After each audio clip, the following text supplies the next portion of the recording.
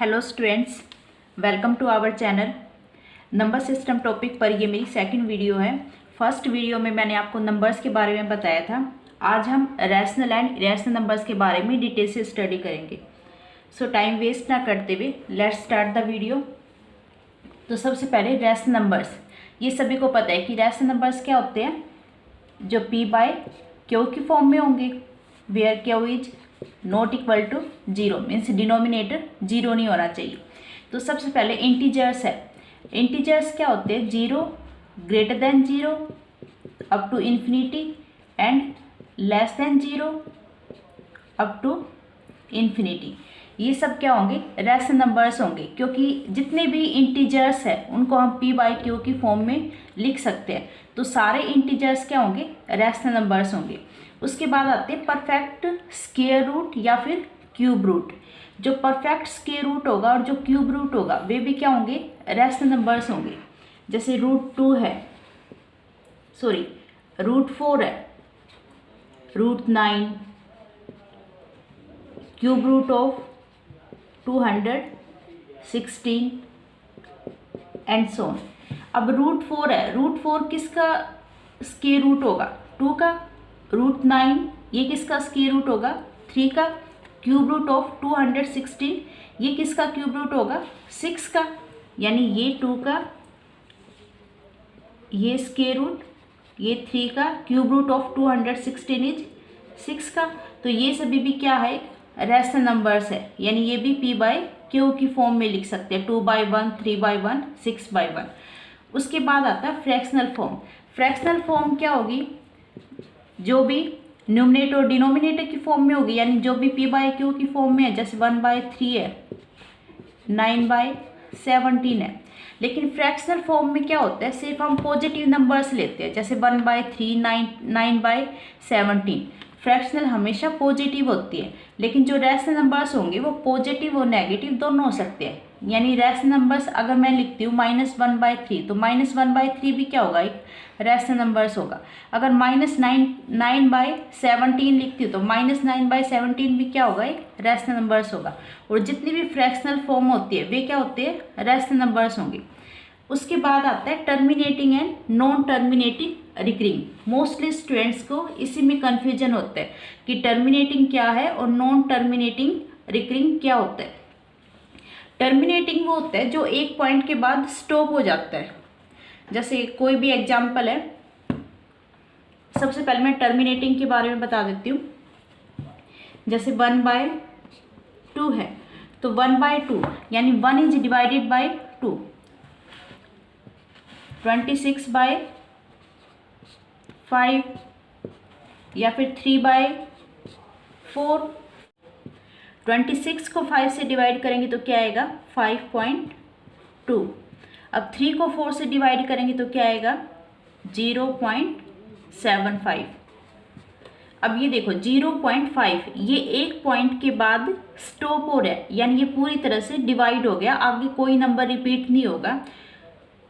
5.2 ये भी पूरी तरह से डिवाइड हो रहा है।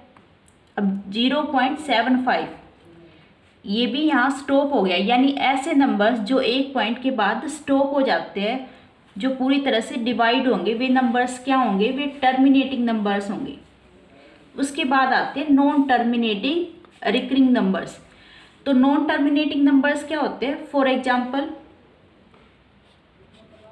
17/6, 11/15। अब 17/6 को हम डेसिमल फॉर्म में क्या लिख सकते हैं, 2.8333। अब ये रिपीट हो रहे हैं कहाँ तक, इनफाइनाइट तक। उसके बाद 11/15, 11 को 15 से डिवाइड करेंगे तो क्या आ जाएगा, 0.733। अब ये भी रिपीट हो रहा है इनफाइनाइट तक। तो इसे हम क्या लिख सकते हैं, 2.83 बार, क्योंकि 3 क्या हो रहा है, बार बार रिपीट हो रहा है। और इसे क्या लिख सकते हैं, 0.73 बार। इसमें 3 भी क्या हो रहा है, रिपीट हो रहा है। अभी ऐसे नंबर्स क्या होंगे, वे होंगे non terminating recurring number. Non terminating यानी एक पॉइंट के बाद वे स्टॉप नहीं होते, वे इनफाइनाइटली चलते रहते, वे पूरी तरह से डिवाइड नहीं होंगे। और रिकरिंग नंबर्स, रिकरिंग क्या होता है, वे नंबर्स कोई भी, जैसे 1 डिजिट रिपीट हो रही है या फिर 2 डिजिट हो रही है या फिर 3 डिजिट, कोई भी डिजिट रिपीट होंगी। नॉन टर्मिनेटिंग रिकरिंग नंबर्स यानी जो पूरी तरह से डिवाइड नहीं होते, जो इनफाइनाइटली चलते रहेंगे, वो क्या होंगे, नॉन टर्मिनेटिंग रिकरिंग नंबर होंगे। अब इजी वे क्या होता है टर्मिनेटिंग और non terminating recurring number find out करने का। अब एग्जाम में ये नहीं है कि आप डिवाइड करके देखोगे कि कौन सा टर्मिनेटिंग है कौन सा नॉन टर्मिनेटिंग है। हम बिना डिवाइड किए ये बता सकते हैं कि ये टर्मिनेटिंग है और ये नॉन टर्मिनेटिंग है। कैसे पता चलता है, टर्मिनेटिंग में क्या होगा, हमने सिर्फ डिनोमिनेटर चेक करना है। अगर डिनोमिनेटर में प्राइम फैक्टर्स 2, 5 या फिर प्रोडक्ट ऑफ, अब 4 को हम क्या लिख सकते हैं, 2 स्क्वायर, तो प्रोडक्ट ऑफ 2 और 5, जैसे और में 25 हो सकता है, 5 × 5 5 स्क्वायर, या फिर 10 हो सकता है 5 × 2, जैसे 1/10 है, तो 1/10 क्या होगा, 2 × 5, प्रोडक्ट ऑफ 2 और 5। तो टर्मिनेटिंग में क्या होगा, हमने डिनोमिनेटर चेक करना है। डिनोमिनेटर क्या होगा, या तो 2 का प्रोडक्ट होगा या फिर 5 का प्रोडक्ट या फिर 2 और 5 दोनों का प्रोडक्ट हो सकता है। और नॉन टर्मिनेटिंग में क्या होगा, जैसे 6 है, अब 6 में क्या होगा, 6 को आप प्राइम फैक्टर्स में क्या लिख सकते हो, 2 × 3, और 15 को क्या लिख सकते हैं हम, 3 × 5। तो इसमें 2 × 3, या तो दोनों 2 के प्रोडक्ट हो या दोनों 5 के प्रोडक्ट हो या फिर 2 और 5 के प्रोडक्ट हो, तब वे टर्मिनेटिंग होंगे, अदरवाइज वे क्या होंगे, नॉन टर्मिनेटिंग रिकरिंग नंबर्स होंगे। Okay, next is irrational numbers. Irrational numbers क्या होते हैं, भाई जो रैशनल नंबर्स नहीं होंगे वे इरेशनल नंबर्स होंगे, यानी नॉन परफेक्ट स्क्वायर या फिर क्यूब रूट।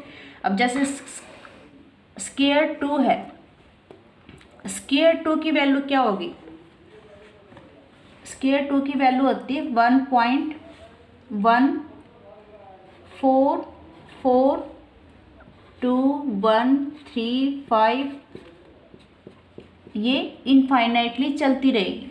उसके बाद स्क्वायर 3 है, स्क्वायर 3 की वैल्यू क्या होगी, 1.73200508, ये भी इनफाइनाइटली चलती रहेगी। उसके बाद पाई, अब पाई की वैल्यू क्या होगी, वैसे तो पाई को हम क्या लिखते हैं कि 22/7, लेकिन 22/7 क्या होती है, एक अप्रोक्सीमेटली वैल्यू होती है। वैसे पाई की वैल्यू क्या होगी, 3.1415925, ये भी इनफाइनाइट तक होगी। उसके बाद ई की वैल्यू क्या होगी, 2.71828184। उसके बाद 5 भी क्या है, एक इरेशनल नंबर्स है, 1.61803796।